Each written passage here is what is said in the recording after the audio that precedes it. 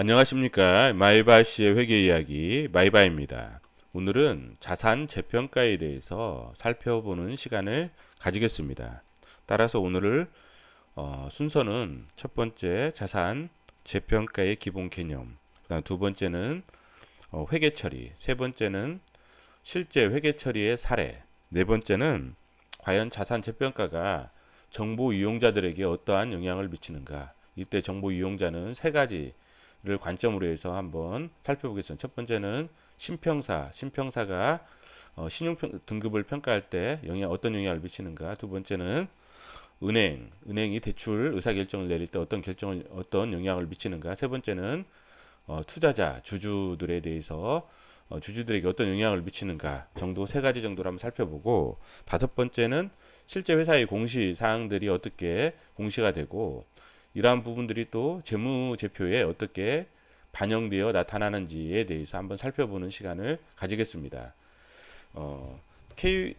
IFRS 같은 경우는 뭐냐면 국제 회계 기준에서는 우리가 이제 유형자산을 취득할 때 이제 원가 무형과 재평가 무형을 둘 다 선택을 할 수 있게끔, 원가 무형을 선택할 수도 있고, 그렇죠, 재평가 무형을 선택할 수도 있어요. 그래서 해서 아무거나 하나 회사가 선택해서 사용할 수 있게끔 규정이 되어 있어요. 그래서 유형자산을 취득한 후에 어떤 공정가치의 변동을 인식하지 않는 게 이제 원가무형이에요. 그래서 원가로 처리한다는 거죠. 공정가치의 변동을 인식하지 않아요. 그럼 어때요? 공정가치의 변동을 인식하지 않기 때문에 신뢰성은 높겠죠. 그쵸? 신뢰성은 높아요. 그냥 취득 원가로 딱 하기 때문에 신뢰성은 높잖아요. 가격에 대한 신뢰성은 높다.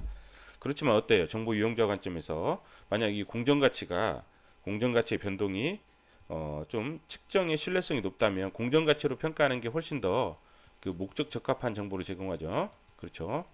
목적 적합한 정보를 제공하고 기업의 실질을 좀 더 잘 나타내잖아요. 그렇죠? 그래서 만약 어떤 그 공정가치의 이것은 뭐냐면 공정가치의 변동을 반영하는 거죠. 공정가치의 변동을 반영하는 그런 재평가 무용도 둘 중 하나 선택이 가능하다. 그래서 그러면 만약 재평가 무용을 선택한다 회사가, 그러면 이걸 언제 하느냐면 이제 보통 이제 공정가치 변동이 클 때 해요. 클 때 하기 때문에 이제 경우에 따라서는 매년 하는 회사도 있고, 그 다음에 3년마다 하는 회사도 있고, 뭐 5년마다 하는 회사도 있고, 이것은 뭐 회사 나름이에요. 그렇기 때문에 공정가치 변동이 좀 클 때 재평가를 한다. 이렇게 이 정도 선에서만 알고 계시면 될 것 같아요. 우리가 뭐 재평가에 대해서 아주 자세하게 알 필요는 없을 것 같아요. 개념 정도만 좀 파악을 하시고 이게 어떤 의미를 가지는지가 더 중요한 것 같아요. 정보 이용자 관점에서는. 자, 그러면 어떤 식으로 구분하느냐?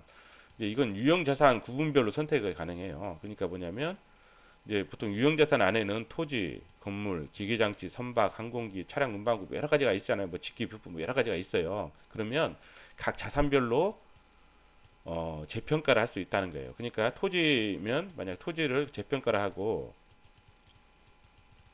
건물은 원가로 이렇게 할 수 있다는 거예요. 원가로. 그렇죠?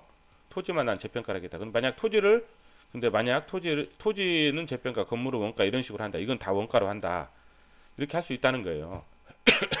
자, 토지만 재평가를 한다. 그러면 이때는 회사의 모든 토지는 다 재평가해야 된다는 거예요. 토지도 여러 가지가 있을 거 아니에요. 토지가 여러 가지 있는데 이 토지는 재평가를 하고 이 토지는 재평가를 안 한다. 이건 안 된다는 거예요. 그러니까 만약 토지를 재평가를 하기로 했다. 그러면 이 회사에 있는 모든 토지는 다 재평가를 해야 된다는 거예요. 그렇죠? 유형자산 구분별로는 따로따로 할 수 있지만 만약 건물을 재평가를 하기로 했다. 그럼 건물에 대해서 다 재평가를 해야 된다는 거예요. 이 건물은 재평가하고 이 건물은 재평가 안 한다. 이건 안 된다는 거예요. 보통 감가상각자산은 시가평가를 통해 자산 가치가 올랐다고 하더라도 감가상각비가 커지기 때문에 보통 토지만 재평가해요. 왜 그러냐면 우리가 재평가를 한다는 것은 공정가치로 평가한다는 거잖아요. 토지는 뭐예요? 토지는 감가상각 대상 자산이 아니라고 했죠. 감가상각을 안 해요. 그래서 재평가를 해서 토지 가격이 높아져요. 이렇게 토지 가격이 높아져요. 뭐 1억인 게 한 2억 됐어요. 토지 가격이. 그럼 어때? 자산 가치가 높아졌죠? 그렇죠? 근데 건물 보세요. 건물 이때 1억짜리 건물이 재평가를 해서 2억이 됐어요. 물론 자산 가치는 높아졌어요. 근데 어때요? 이 감가상각을 하잖아요. 그쵸? 감가상각을 해서 자산 가치는 높아졌지만 해마다 뭐예요? 감가상각비가 증가가 될 수가 있잖아요. 그쵸? 증가가 될 수가 있기 때문에 이 영업이익이 뭐예요? 줄어들 수가 있잖아요. 그쵸? 그렇기 때문에 보통 회사들이 토지를 재평가를 하고 건물은 잘 안 해요. 건물은 여기 그냥 또 복잡하고 건물은 여기 그냥 해마다 또 감가상각비도 해야 되고 감가상각도 해야 되고 하기 때문에 복잡하기 때문에 또 영업이익에 또 마이너스 영향을 끼치잖아요. 부채 비율은 좋아져요. 그렇죠? 자산이 증가하기 때문에 자산이 증가하면 뭐예요? 재무상태표에서 자산과 부채, 자본이잖아요. 자산이 증가하면 뭐예요? 부채하고 부채가 동일했을 때 자산에서 부채 빼면 뭐예요? 자본도 증가하죠. 이게 순자산이잖아요. 그러면 자본분의 부채 비율은 어때요? 당연히 떨어지죠. 그렇죠? 부채가 자본이 늘어나기 때문에 부채 비율은 떨어지지만 건물 같은 경우 재평가를 하면 감가상각비가 증가하기 때문에 영업이익이 줄어들 수가 있다는 거예요. 그래서 토지만 재평가하는 경우가 많다. 이 정도 선에서만 좀 알아두시면 가능할 것 같아요. 대부분의 회사들이 토지만 재평가해요. 한번 실제 사례를 이따가 한번 살펴볼게요. 회계 처리는 어떻게 하냐? 그러면 이제 만약 회계 처리는 자, 최초 재평가 시에 우선 한번 이거 설명하고 실제 회계 처리 사례를 보면서 한번 설명 또 드릴게요. 만약 시가가 원가보다 커요. 그쵸? 만약 토지를 재평가한다. 토지가 원가가 1억인데 공정가치를 평가해 보니까 1억 5천이다. 그러면 어때요? 최초 이제 평가하면 어때요? 회계처리. 재평가 잉여금이 돼요, 이게. 재평가 5천만 원이. 5천만 원이 늘어나죠. 토지 늘어나고 재평가 잉여금도 늘어나고. 이게 뭐냐면 기타 포괄 손익이라는 거예요. 우리가 손익계산서에 보면 단기 순이익 밑에 기타 포괄 손익 있죠? 거기에 재평가 적립 잉여금이 나와요. 이 부분은 이제 제가 이따가 공시사항들 재무제표 보면서 한번 설명을 드릴게요. 한번 이렇게 따라오기만 하시면 될 것 같아요. 처음에는 이후에 이제 최초 그 다음 연도에 또 다음 연도가 아니라 매년 할 수도 있고 그다음에 뭐 3년마다 할 수도 있고 공정가치가 그 다음에 공정가치가 변동이 커서 재평가를 해요.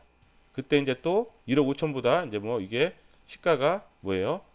지금 이건 시가가 아니라 원가가 아니라 이때의 어떤 원가겠죠. 장부가겠죠. 장부가. 그렇죠. 장부가라고 해야 돼요. 제가 잘못 기록한 것 같아요. 장부가라고 생각하시면 돼요. 좀 장부상에는 장부가보다 시가가 더 크다. 이때 이제 1억 장부가에는 뭐 좀 1억 5천 정도로 돼 있게 토지가 그렇죠. 물론 감가상각 뭐 그런 거 안 하고 다른 뭐 토지 산 것들 고려 안 하고 토지는 이제 감가상각 대상 자산이 아니잖아요. 그렇기 때문에 1억 5천이라 가정을 해요. 1억 5천. 그리고 다른 토지 뭐 구입을 안 하고 자, 그럼 시가가 한 2억이다. 그러면 어때요? 다시 또 5천을 더 계상하는 거죠. 토지를 5천을 계상하고 이걸 뭐예요? 재평가 잉여금을 잡아요. 그리고 이것도 원가가 아니라 장부가라고 생각하시면 돼요. 자, 얘가 1억 5천이에요. 지금 장부가가 1억 5천인데 지금 뭐예요? 9천으로 떨어져 버렸어요. 토지 가격이. 뭐 어떤 사유인지 모르지만 보통 이런 경우는 드물잖아요. 근데 떨어졌다고 가정을 해요. 그러면 정기 이전에 인식한 재평가 잉여금을 우선 감소시켜요. 정기 이전에 재평가 잉여금을 5천만 원이 있잖아요. 5천만 원을 줄여주는 거예요. 그렇죠? 줄여주고, 그렇죠? 그 다음에 초과액 뭐예요? 1천만 원이 더 발생했죠? 이거를 뭐예요? 재평가 손실로 해서 단기 손익으로 가요. 단기 순이익으로 가는 거예요. 순이익에서 빼주는 거예요. 이것은 그렇죠? 이건 손실이에요. 손실, 기타 손실, 그렇죠? 그래서 단기 손익으로 간다는 거예요. 그러니까 대평가 잉여금을 빼주고 먼저 5천만 원을 빼주고 나머지 손실은 비용 처리한다는 거예요. 그리고 최초 평가 시에 시가가 원가보다 적다. 그러니까 토지가 원가가 1억인데 시가가 뭐 5천이다. 줄어들었어요. 그러면 재평가 9천이라고 해요. 너무 많이 줄어든 이상하니까 9천이라고 하면 1천만 원 줄어들죠. 재평가 손실로 잡는 거예요. 1천만 원. 1천만 원을 단기 비용 처리해요. 이것도 이제 장부가예요. 장부가 원가가 아니라 장부가. 장부가가 지금 얼마예요? 지금 9천으로 줄어들었죠? 9천. 9천인데 이것도 장부가예요. 장부가. 제가 이제 사례를 이걸 만들면서 제가 막 좀 이렇게 만들다가 보니까 좀 용어를 잘못한 것 같아요. 장부가 장부가인데 이 장부가가 이건 9천이죠. 자, 시가가 적은 거 9천보다 적다 5천 뭐야 한 8천이다. 그럼 1천만 원이 더 줄어들었죠. 1천만 원을 또 손실로 인식해요. 그렇죠?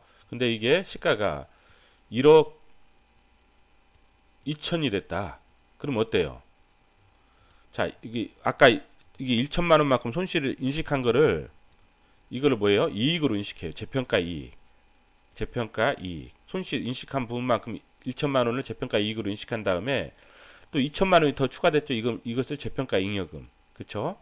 이런 식으로 하라는 거. 정기 이전에 인식한 재평가 손실만큼 재평가 이익을 인식하고 초과액은 재평가 잉여금이다. 이게 말로 설명하면 좀 힘들죠. 한번 사례를 보면서 한번 이거를 설명드릴게요. 사례는 자, 주식회사 마이바는 이제 혹시 제가 막 이런 부분들을 제가 이렇게 좀 사례도 만들다 보니까 중간에 좀 틀릴 수가 있어요. 그럼 혹시 틀린 거 발견하시면 좀 이렇게 댓글로 제가 한번 확인을 했는데 혹시 또 모르니까 댓글로 이렇게 좀 지적 좀 해주세요. 주식회사 마이바는 토지 원가가 1억 원이에요. 1억 원에 있어서 원가로 인식해 오다가 2017년도부터 재평가 무형을 적용하기 시작했어요. 그래서 마이바는 매년 말 이거는 해마다 1년마다 재평가한다고 가정해요. 재평가를 하며 그렇죠. 1년마다 한다고 가정을 해요. 왜냐면 우리 설명의 편의를 위해서 추가 취득이나 처분 거래도 없고 이것도 가정을 해요. 그 다음에 공정가치 하락이 손실 발생의 준거는 아니라고. 그러니까 손상 처리를 하는 건 아니라고 이제 가정을 해요. 손상 우리가 손상 검사를 해가지고 손상이다. 그게 아니라는 것을 가정을 해요. 그러면 손상 손실로 처리를 해야 되니까. 자, 그래서 이런 가정을 하고 이제 하는 거예요. 지금 공정가치 가정을 뭐냐면 2017년도에 공정가치가 1억 2천이다. 2018년도엔 7천이다.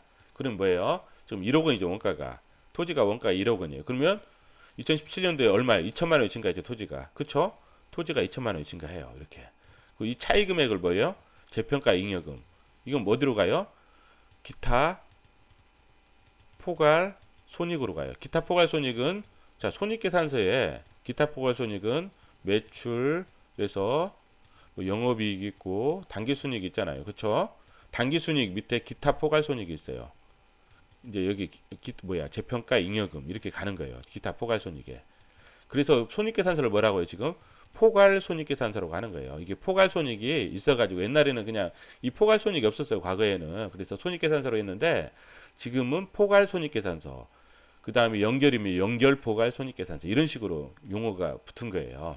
그리고 이 포괄 손익이 어디로 가요? 단기 순이익은 이익 잉여금으로 가고 재무상태표에 포괄 손익은 또 기타 포괄 손익으로 가요. 포괄 손익 자본에 자 대차제조표에 자산, 부채, 자본이 있잖아요. 그 자본 안에 자본금, 자본잉여금, 이익잉여금, 기타 포괄 손익 이렇게 다 있는 거예요. 그렇죠? 그다음 기타 자본 구성 요소, 뭐 자본 조정 있죠? 그런 것도 있고 자본의 범위 안에 들어가는 거죠. 자본 안에. 자, 2018년도 한번 볼게요. 2018년 7천만 원 떨어졌죠. 7천만 원으로. 그렇죠? 그럼 토지가 지금 어떻게 됐어요? 1억 2천이 돼 있죠. 지금 2천만 원 증가돼서 대차제표상의 토지는 1억 2천이 돼 있어요. 1억 2천. 1억 2천. 1억 2천. 그렇죠? 1억 2천. 근데 얼마가 줄어들었어요? 5천이 줄어든 거예요. 지금 5천. 그럼 토지를 5천을 줄이고, 그쵸? 토지를 5천을 줄이고, 그 다음에 뭐라고 했어요? 재평가 잉여금이 있으면 잉여금을 먼저 줄이라고 했죠. 재평가 잉여금이 2천이 있어요. 2천. 2천을 줄이고, 나머지를 뭐예요? 손실로. 이건 뭐예요? 기타 비용으로 해서 단기 순이익이 줄어들어요. 이만큼. 그렇죠. 이만큼 단기 순이익이 줄어들어요. 이만큼 단기 순이익이 줄어든다. 그래요. 자, 그 다음에 공정가치 가정을 2017년도에는 9천이라고 하고 2018년도는 7천이라고 하고 2019년도는 1억 2천이라고 해요. 이거하고 이건 또 별도예요. 이건 별도로 이제 별도의 문제예요. 자, 별도의 문제. 이 가정을 다시 이렇게 해요. 두 번째는. 자, 그러면 원가가 1억 원이죠. 1억 원에서 어때요? 9천이니까 1천만 원이 손실이죠. 그렇죠? 그러면 토지가 1천만 원 줄어들어요. 그죠? 9천으로 만들어야 되잖아요. 그러면 재무상태표에는 토지가 뭐예요? 9천이 되는 거예요. 9천. 그쵸? 9천이 되고 손익계산서에는 뭐예요? 손익계산서에는 매출이 있고 뭐 매출 원가 영업이익이 있고 이게 기타 비용이 있어요. 기타 비용에 뭐예요? 1,000만 원. 그쵸? 1,000만 원. 이만큼이 뭐예요? 당기순이익에서 줄어들죠. 그쵸?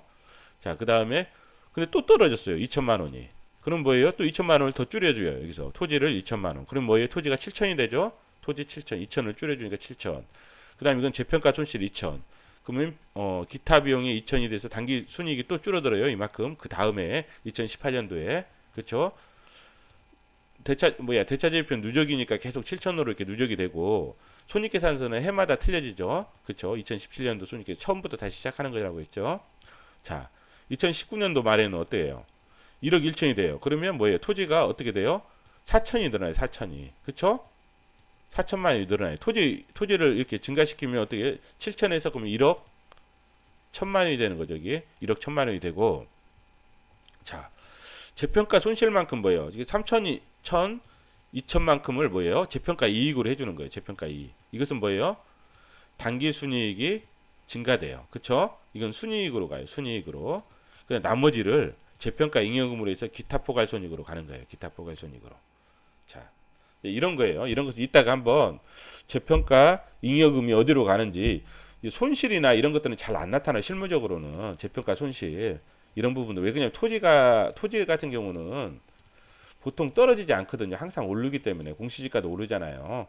그리고 토지 같은 경우는 오르기 때문에 토지의 어떤 공정 가치는 또 쉽게 파악을 못하게 해마다 보니까 좀 매년 뭐 이렇게 그 어떤 재평가를 하기는 쉽지 않죠. 왜냐하면 토지의 공정 가치를 굳이 변동이 쉽게 일어나진 않잖아요. 쉽게 일어나진 않기 때문에 만약 뭐 올해 토지를 샀는데 내년에 재개발을 한다. 그러면 공정 가치가 엄청나게 크게 바뀌겠지만 그렇지 않으면 거의 완만하게 오른다고요. 토지는. 그렇기 때문에 재평가는 뭐 몇 년에 한 번씩 한다든지 그런 식으로 가거든요. 이것은 가정한 거예요. 그냥 매년 가정하고 손실도 가정한 거죠. 손실은 거의 안 나요. 거의 대부분이. 자산 어떤 부채 비율을 또 증가시키고 재무 구조를 개선하기 위해서 하는 건데 처음부터 손실이 나는 것을 굳이 재평가할 필요가 없잖아요. 원가로 가지. 이것은 뭐냐면 회계 처리를 설명하기 위해서 하나의 하는 거기 때문에 그냥 이런 부분이다 정도만 그냥 인식하시면 될 것 같아요. 실제로는 뭐 재평가 잉여금 이쪽만 보시면 될 것 같아요. 이 부분만. 자, 그다음에 자산 재평가 시에 영향이 어떤 거냐? 이 부분은 지금 숫자로 경영하라 그 4권이거든요. 4권. 숫자로 경영하라 1권, 2권, 3권이 있어요. 4권까지 있어요. 그중에 4권에 서울대 그 최종학 교수님이 쓴 책이에요.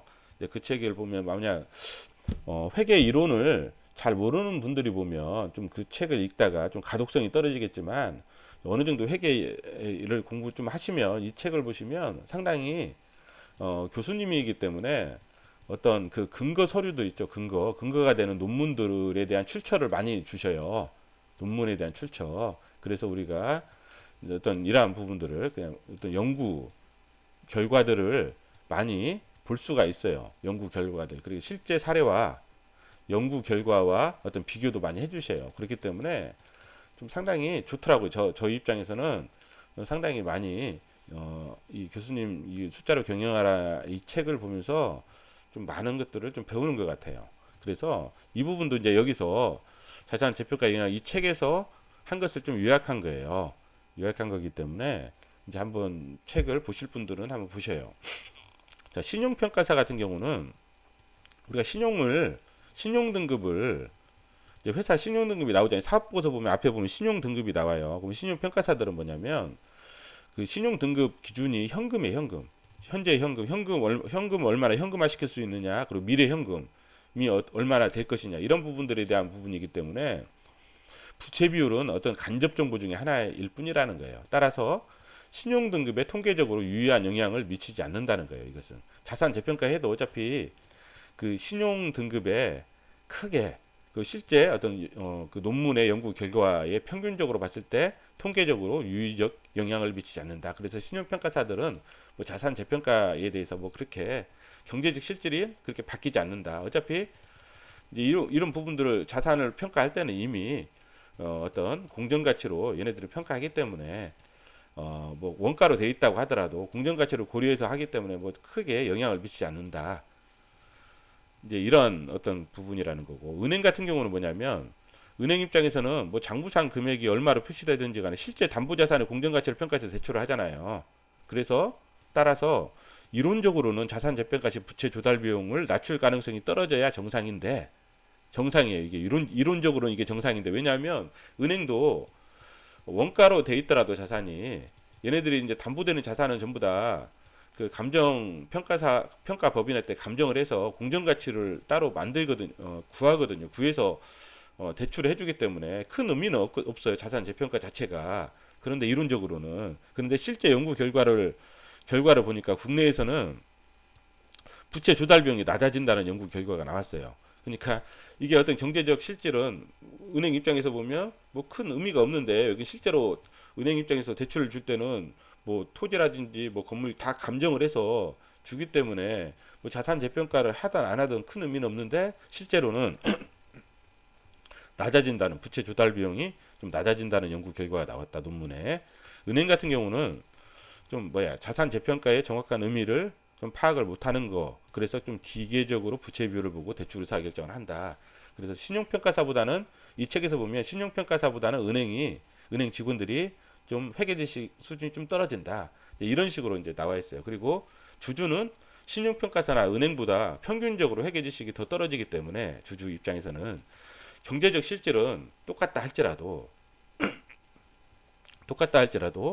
아무래도 주주들은 기계적으로 부채 비율을 보고 투자 의사 결정을 할 가능성이 크다. 이제 그런 거예요. 그렇기 때문에 자산 재평가 공시에 주가가 상승한다는 연구 논문이 있어요. 실제로 그런 연구 논문들이. 그래서 제가 생각했을 땐 단기적인 상승인 것 같아요. 왜냐하면 이 회사들 쭉 보니까 어떤 자산 재평가로 인해서 상승하는 부분은 단기적으로 상승하고, 이후에는 뭐 상승하는 회사들도 있고 하락하는 회사들도 있고, 그 이후에는 자산 재평가가 문제가 아니라 실제로 이 회사의 어떤 이벤트나 실적 이런 부분들이 차지하는 거지, 자산 재평가로 장기적으로는 뭐 유의적인 영향은 없는 것 같아요. 이 부분은 제 어떤 개인적인 어떤 의견을 써놓은 거예요. 이 부분은 단기적인 상승이고, 이런 부분들은 이 논문을 제가 외국 논문이라서 보지를 못했어요. 이 논문은 이제 그 논문 출처가 있고, 이러한 결과가 있다는 거 책에서 나왔기 때문에 그걸 그대로 인용한 거거든요. 그래서 이런 부분이고, 이 부분에 제가 한번 이제 살펴보자는 거예요. 부채비율은 어때요? 당연히 낮아지겠죠. 낮아지고, ROE는 어때요? ROE도 낮아져요. 왜 그러냐면 ROE는 뭐예요? 자본 대 수익이니까 자본이 당연히 어때요? 리턴이잖아요. 이것은 에코티고. 그러니까 자본이 증가되면 이게 부채비율은 자본분의 부채잖아요. 그래서 재평가라면 자본이 증가하니까 부채비율은 낮아지고, 이것도 마찬가지예요. 분모가 자본이잖아요. 그러니까 자본이 증가하면 ROE도 당연히 낮아지는 거고, ROA도 자산 재평가니까 이건 자산이잖아요. 그렇죠? 에셋, 자산이 어때요? 자산 재평가 증가하죠? 증가하면 뭐예요? ROA도 낮아지고. 그래서 뭐 ROE나 ROA 지표를 보고 투자하는 외국계 무슨 뭐 어떤 펀드 쪽이냐, 그런 쪽이면 의외로 더 좀 어떤 부정적인 영향을 줄 수도 있다는 거예요. 그렇죠? 펀드들이 뭐 ROE나 ROA를 최우선순위로 두고 평가를 한다. 그래서 우선순위를 정해서 뭐 퀀트 투자를 한다. 그런 펀드다. 그러면은 ROE가 떨어지잖아. ROA도 떨어지고. 그러면 좀 주가의 영향이 좀 장기적으로 안 좋아질 수도 있다. 그런 의미고, 자본 조달 같은 경우, 조달 비용은 실제로는 별 의미가 없는데, 국내 은행에서는 줄어들잖아요. 줄어들기 때문에 어떻게 돼요? 자본 조달비 이자잖아요, 이자가 줄어든다는 건 뭐예요? 순이익이 뭐예요? 증가한다. 그래서 좀 복합적인 것 같아요. 근데 비교 가능성은 어때요? 만약 어떤 회사는 자산 재평가를 해요. 한 회사는 자산 재평가를 안 해요. 그럼 PBR을 구해요. 자산 재평가 하는 회사는 PBR이 당연히 뭐예요? 떨어지겠죠. 자산 재평가 안 하는 회사보다 훨씬 떨어질 거예요.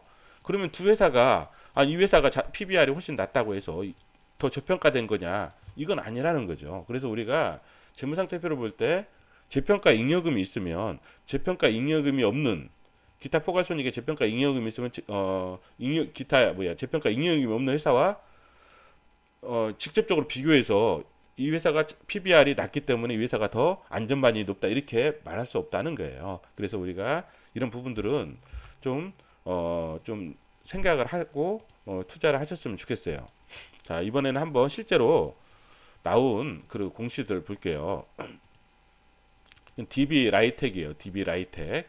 DB 라이텍 같은 경우는 지금 이 공시가 이렇게 나왔어요. 그래서 8월 6월 18일자로 나왔고, 그래서 자산 재평가 결과는 어떻게 됐냐면 어때요? 지금 토지가 이만큼 증가이고 채평가 해봤더니만 이만큼이에요. 근데 그 중에 토지가 이만큼 증가하고 이 중에서 재평가 잉여금 이거고, 그다음에 이연 법인세 부채는 저번 설명드렸죠? 이거예요, 이거. 그래서 일시적인 차이로 인한 이연 법인세 부채는 이거. 목적은 재무구조 개선 및 공정가액 반영. 그쵸? 그럼 이게 재무상태표 어떻게 반영이 되어 있냐? 이게 개별 재무제표예요. 개별 재무상태표. 그쵸? 개별 재무상태표. 자, 유형자산이 어때요? 당연히 늘어났겠죠? 재평가한 만큼 늘어났어요. 그 다음에 아까 유동부채 있죠? 단기 법인세 부채도 뭐예요? 여기서 보면 단기 이연 법인세 부채 생겨났죠. 늘어났죠. 이연 법인세 부채. 그쵸? 이연 법인세 부채. 여기 있죠. 이연 법인세 부채가 늘어났어요. 그쵸? 근데 자산이 훨씬 더 많이 늘어났죠. 여기 보면 자산이 더 많이 늘어났어요. 그러니까 자산은 이만큼 늘어나고 이연 법인세 부채는 35억, 자산은 127억. 당연히 이게 자산이 훨씬 더 많이 늘어났고 했기 때문에 자본도 늘어났겠죠. 자본도. 그래요. 그래서 자본 부채 비율이 줄어들었어요. 136%에서 84%로 줄어들었고, 자, 이 회사는 특이하게 기타 포괄 손익으로 안 넣고 기타 자본 구성 요소로 넣었어요. 좀 회계처리를 잘못한 것 같아요. 제가 봤을 때는 재무 상태표를 좀 잘못 작성한 것 같아요. 여기도 보면 원래 이 포괄 손익 계산서에 재평가 잉여금이 들어가야 되거든요. 없어요, 지금. 그래서 이 회사는 토지 재평가를 어떻게 했냐면 기타 자본 구성 요소로 해서 넣었어요. 원래 이쪽으로 가야 돼요. 이쪽으로. 기타 포괄 손익으로 가서 이 포괄 손익 누계액을 여기에 반영을 시켜줘야 돼요. 세후 기타 포괄 손익. 이거냐면 이게 포괄 손익 계산서이기 때문에, 왜냐면 우리가 재평가 잉여금 여기다 해준다는 것은 뭐냐면, 자, 우리가 비교 가능성을 판단할 때, 재평가 잉여금이 있다. 그래서 뭐예요? 이 회사는 재평가를 했구나. 그래서 재평가를 안 회사하고 단순한 가능성이 떨어지겠구나. 이런 것 유용한 정보를 제공하잖아요. 근데 이런 식으로 하면은 재평가 했는지 안 했는지 이 재무상태표만 봐서는 몰라요. 기타 포괄손익 누계액도 없고 기타 자본 구성 요소로 있잖아요. 그럼 이거는 회사는 그 정보 이용자에게 유용한 정보를 제공하지 못하는 회사예요. DB 라이텍은 좀 뭐랄까 이게 재무상태표라든지 이런 부분들을 만드는 방법이 좀 틀렸다. 그래서 이제 여기 보면 자산 1274 이게 있죠. 1274 이게 막 이거예요. 자산 재평가. 여기 보면 1274810이. 그러면 여기 보면 기타 자본 이게 이제 어디로 가야 돼요? 이쪽으로 가야 돼요. 이게 기타 포괄 손익 누계. 근데 기타 자본 구성 요소로 갔어요. 그러면 뭐 이건 더 금액이 틀리죠? 이건 뭐 누적의 개념이에요. 그러면 아까 120억하고 이거하고 이제 상계 처리를 하는 거죠. 상계 처리하고 다른 또 구성 요소도 있을 거 아니에요. 그렇죠? 한번 찾아볼까요? 우리가 이제 주석을 보는 거예요. 이제 이런 건 내용을 모르잖아요. 우리가 계산을 해보면 안 맞아요. 그러면 주석을 보시면 돼요. 자, 유형자산은 자 재평가한 게 이거예요. 그렇죠? 여기 보면 재평가한 게 16이잖아요. 16. 이게 토지의 증가는 16이에요. 재평가 잉여금 이만큼이지만 나머지는 이연 법인세 부채고 토지는 전체로 증가하는 거예요. 자, 토지 16. 자, 그다음에 유형자 재평가하면 읽어보시고 이만큼 재평가했다. 그렇죠? 그래서 이만큼이 증가했다. 재평가 잉여금이. 그렇죠? 그럼 재평가 잉여금 아까 기타 자본 요소이 뭐가 있는지 한번 보셔요. 자, 기타 자본 구성 요소에는 자, 재평가 잉여금 1, 2가 있어요. 이게 맞죠? 정확한 금액이 들어왔어요. 그리고 자기 주식 있죠. 자기 주식도 뭐에 정지치가 그대로 와는 거예요. 누적의 개념이기 때문에 전환권 대가는 뭐에 상각한다고 했죠. 하메다 우리 전환사채 할 때 이런 동영상 살펴보세요. 조금 줄어들었죠. 상각하면서 그러면서 이제 이게 31억이 된 거예요. 이 안에 재평가 잉여금은 정확히 들어와 있죠. 그래서 재무 상태표하고 손익계산서의 기타 포괄 손익하고는 좀 약간 금액이 틀려요. 이런 플러스 마이너스 하는 거가 있기 때문에 그래서 이제 그런 관점에서 그냥 보시면 될 거예요. 자, 이 회사는 삼보산업이에요. 삼보산업. 자, 볼게요. 언제 했냐면 2017년도에 2017년도 이건 2017년도죠. 그래서 아까 그 재무제표가 2017년 재무제표예요. 27일 날 결정을 했어요. 그래서 이건 뭐냐면 목적이 실질 가치를 반영한다는 거예요. 그리고 재무구조를 개선한다는 거예요. 재무구조가 좀 안 좋다는 거잖아요. 그러면 회사가.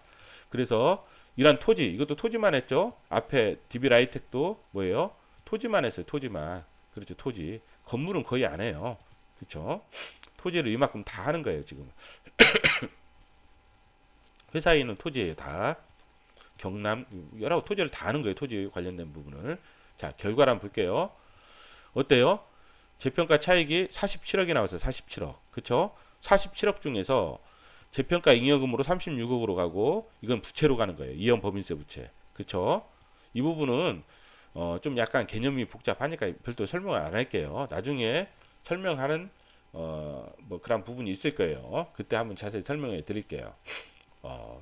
자, 그러면 삼부산업 한번 재무 상태표를 볼게요. 자, 유형자산이 어때요? 당연히 증가했겠죠. 이만큼 47억만큼 증가했어. 이 안에 증가했고, 그 다음에 이연 법인세 부채가 또 증가했죠. 이연 법인세 부채도 증가했고, 얼마큼? 10억 정도 증가했어요. 그렇죠. 10억 정도 증가했고, 그 다음에 여기는 기타 포괄손익 누계액으로 제대로 했죠. 정확하게. 그렇죠. 40억.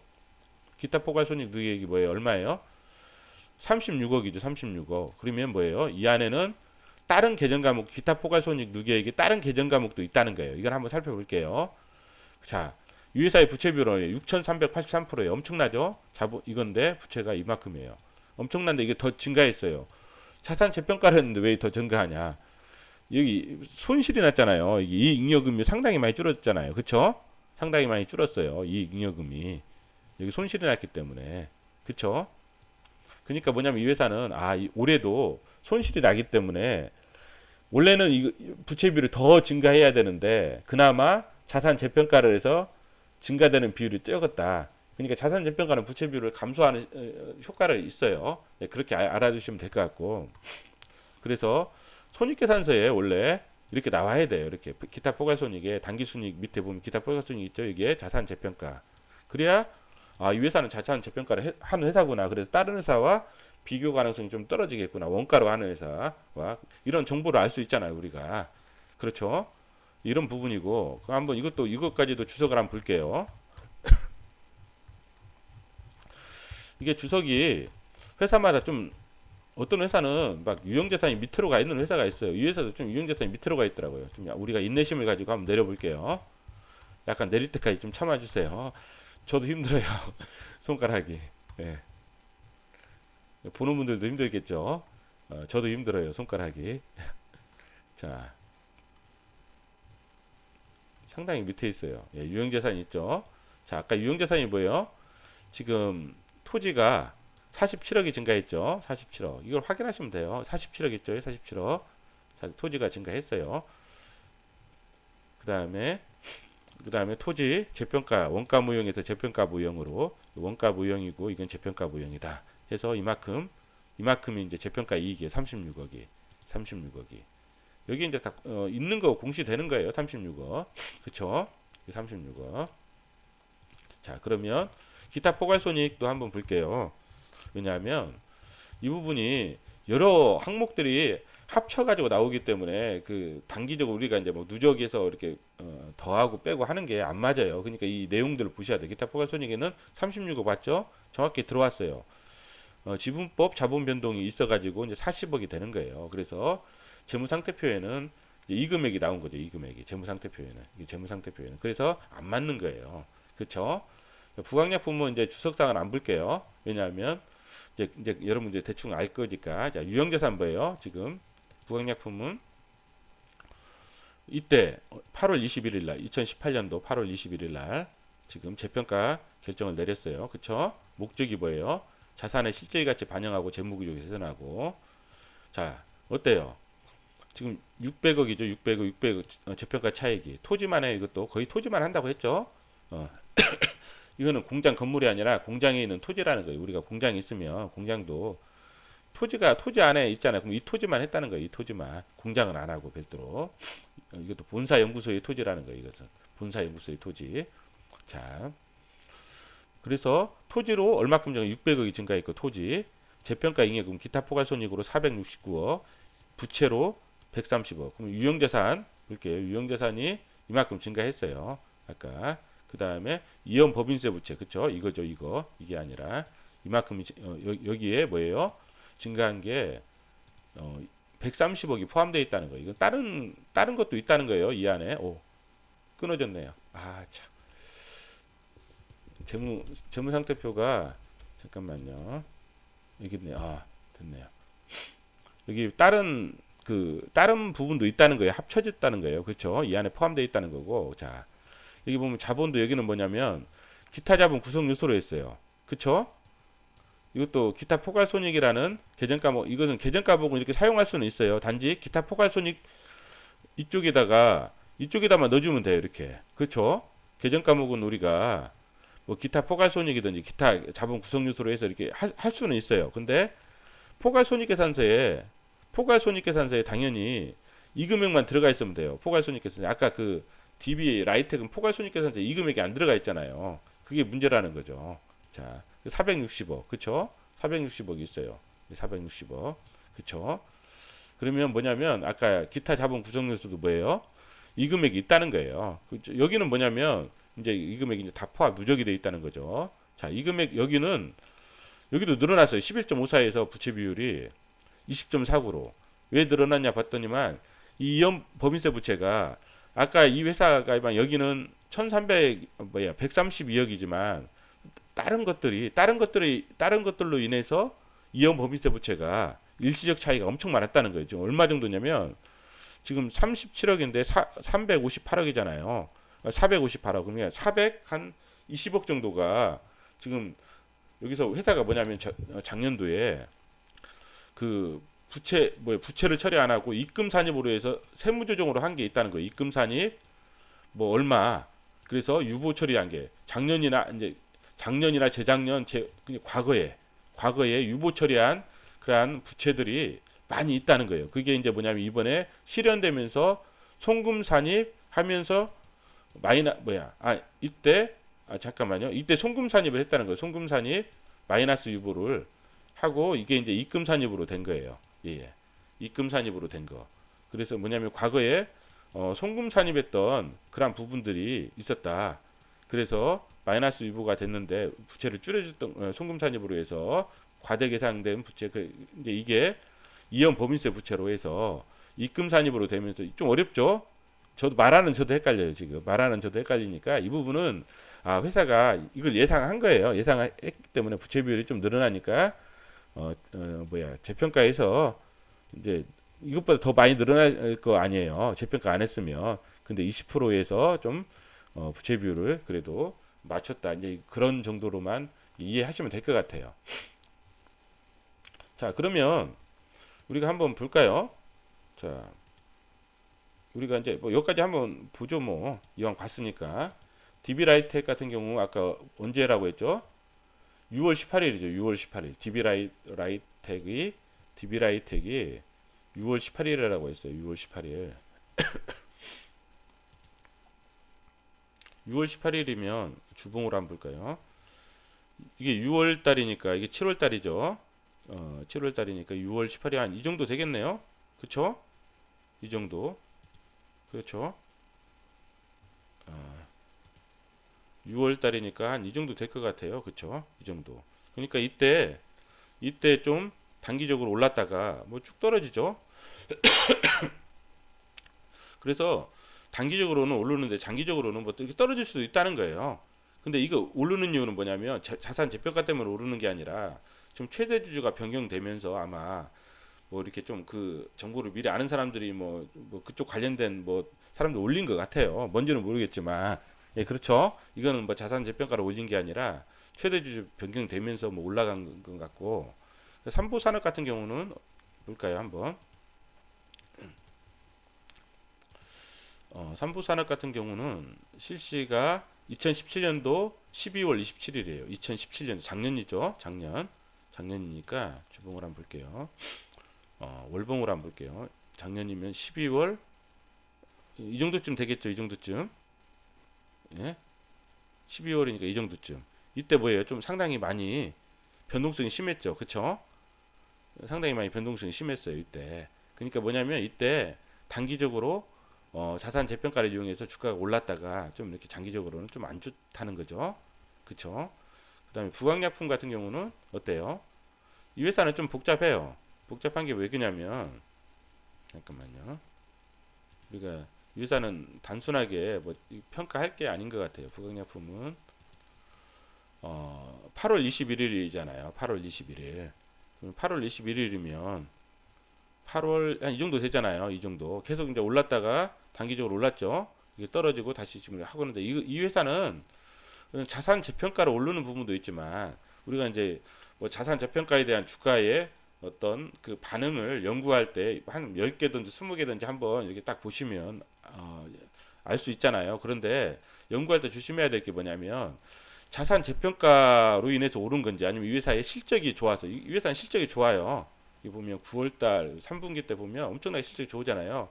그럼 선반영이 될 수도 있거든요. 이 부분이 실적 발표하기 전에 이럴 때 선반영이 됐다가 어떤 최근에 10월달에 미중과 미국과 중국의 어떤 그 무역 분쟁 때문에 이제 어떤 외부적인 상황 때 떨어졌다 다시 또 올라가는 이제 그러한 부분들 때문에 실적이 좋은 부분 때 올라가는 건지 이 부분은 한번 구분하셔야 될 것 같아요. 그래서 이제 이러한 부분이고 그래서 제가 봤을 때는 뭐 자산 재평가가 어떤 주식에 엄청나게 크게 영향을 단기적으로 영향을 미치지만 장기적으로는 오를 수도 있고 떨어질 수도 있고 대신에 뭐 여러 가지 상황들과 좀 합쳐지면 시너지 효과는 나오겠죠. 여기는 단기적으로 어떤 재료가 있는 이벤트가 있는데 자산 재평가하고 합쳐지면 그 이벤트가 좀 더 좀 폭발적으로 더 이렇게 될 수가 있잖아요. 이제 이런 부분들 그런 그 정도 선에서만 접근하시면 될 것 같아요. 그래서 오늘은 자산 재평가에 대해서 아주 뭐 기초적인 부분들 위주로 뭐 회계처리나 사례, 그 다음에 자산 재평가에 미치는 영향들, 그 다음에 실제 회사의 공시와 재무상태표를 보는 법들 이런 부분 그 다음에 주가도까지 봤는데 뭐 큰 뭐 의미는 없는 것 같아요. 자, 이 부분에 대해서 한번 살펴봤습니다. 오늘은 이상입니다.